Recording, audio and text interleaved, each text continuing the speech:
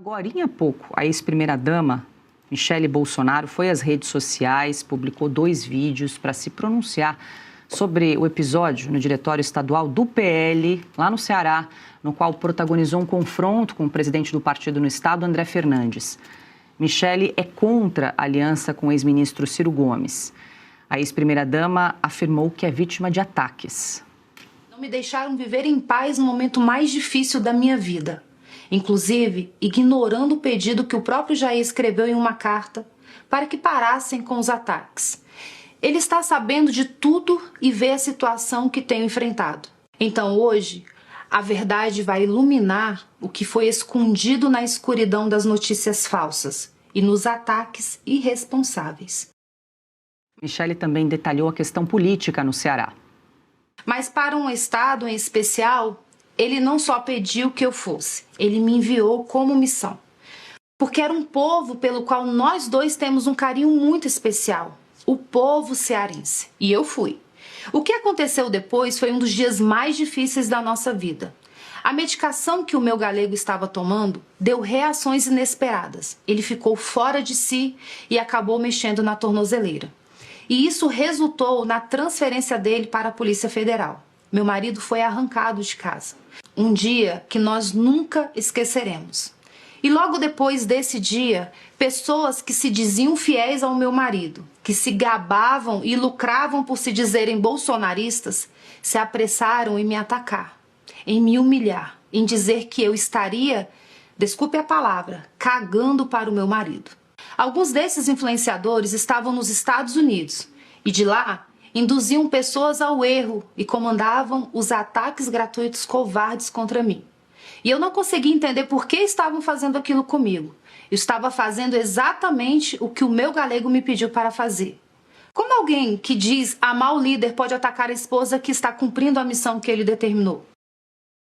Michele questionou o apoio de André Fernandes, Flávio e dos irmãos do senador Ciro Gomes, depois das falas do ex-ministro à própria família Bolsonaro.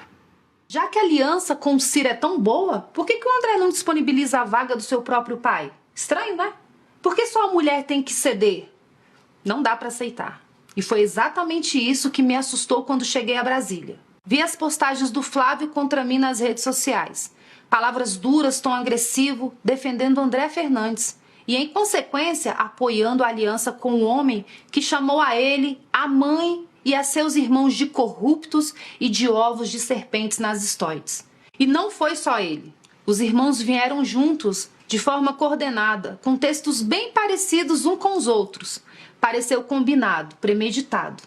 Peguei o telefone, procurei mensagens do Flávio.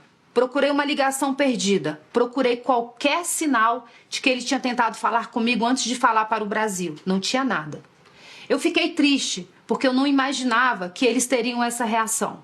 Eu redigi uma nota, disse que lamentava se eles se sentiam afrontados, que respeitava a opinião deles, pedi perdão, mas disse também, e vou repetir aqui, que eu tenho o direito de achar errado uma aliança com quem sempre se declarou inimigo do pai deles. Tenho o direito de ser coerente com os valores que eu acredito. Eu não vou trocar valores por pragmatismo político oportunista. Também não estou impedindo ninguém de fazê-lo, mas acho errado fazê-lo no primeiro turno. Michele também afirma que Flávio não fez questão de seu apoio à candidatura à presidência. Voltando ao Flávio, telefonei para ele, tentei algumas vezes, mas ele não atendeu. Algumas horas depois da postagem, ele retornou a ligação. Mas, sinceramente, para falar o que ele me falou, seria melhor se ele não tivesse ligado. Ele foi muito ríspido, me desrespeitou e me maltratou ao telefone. E eu não tinha feito nada contra ele. Ele disse que seria melhor eu ficar fora das decisões do partido. Disse que eu havia chegado ontem e não entendia nada de política. Diante dessa humilhação, eu disse a ele que estava tudo bem. Entendi que ele não queria o meu apoio ou que este era insignificante. E então eu me recolhi. Fiquei na minha e assim permaneço. Eu sou presidente nacional do PL Mulher. Fui convidada pelo meu marido e pelo presidente Valdemar. Eu percorri o Brasil inteiro. E ainda assim, Michele reforçou o apoio à candidatura de Flávio Bolsonaro. Mesmo depois de todas essas coisas, eu abençoei a escolha do Jair e a pré-candidatura do Flávio, nas mesmas redes sociais nas quais ele e os irmãos me atacaram e onde também foi publicada a entrevista dele me chamando de desrespeitosa e autoritária.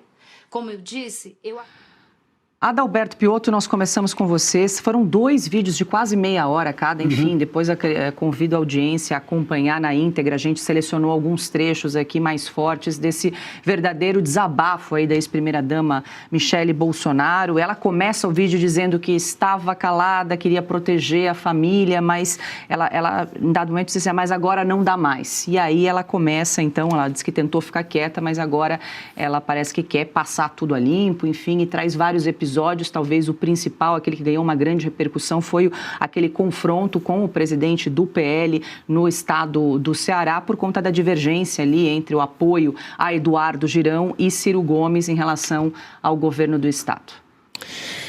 Tem um lado da política que é pessoal e o outro que é pragmático. Vamos lá. O pessoal, ela decidiu colocar tudo isso publicamente. É direito dela? É. Agora, o lado pragmático da política diria para você não ficar lavando tanta roupa suja em público. Essa é a questão. Eleição se ganha com votos. E você precisa juntar as pessoas todas. E obviamente, esse é o principal discurso da oposição, mesmo nos outros candidatos que não são do PL e tudo mais, estou me referindo ao Zema, que é do Novo, estou me referindo ao Caiado, todos os outros dizem que o grande objetivo é tirar o governo do PT, que está acabando com o Brasil. A gente sabe, a gente divulga aqui os números todos. Se havia algum momento para fazer, esse momento, na minha opinião, já deveria ter sido lá atrás. Fazê-lo agora só esquenta esse debate. A questão é que, no final, ela diz, não, mas eu vou apoiar o Flávio e, digamos, honrar o apoio que o presidente Jair Bolsonaro deu. Os votos dessa direita, dessa nova direita brasileira, os votos pertencem a Jair Bolsonaro. E aí a gente percebe como a coisa foi armada.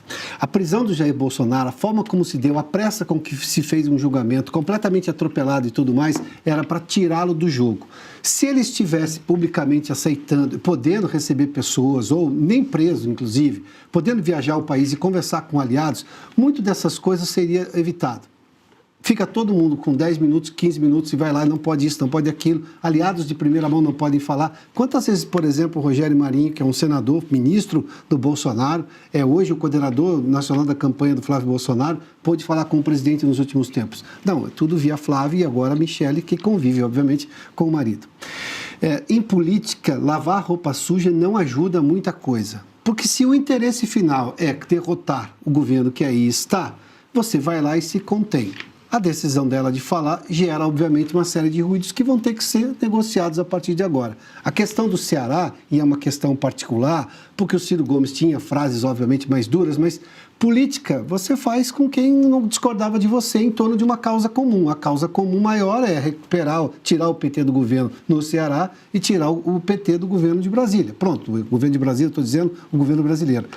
O que muito ruído só gera problema. Uma oposição que, convenhamos, já tinha um barulho muito grande para administrar e que estava, digamos, passando por isso. Não acho que isso vá causar, sinceramente, grandes problemas, desde que a oposição se concentre agora em discutir só o que interessa ao Brasil. E não é a briga do clã Bolsonaro, internas da família. O que interessa ao Brasil são propostas de economia que se contrapõem objetivamente ao que faz o governo Lula e que demonstrem claramente que pode entregar um país melhor aos brasileiros. Falando com o brasileiro que hoje, não que vai votar no Flávio ou na oposição, o brasileiro que ainda acha que vale a pena votar no Lula. É esse brasileiro que precisa receber um recado não de pacificação, mas de proposta melhor para o país.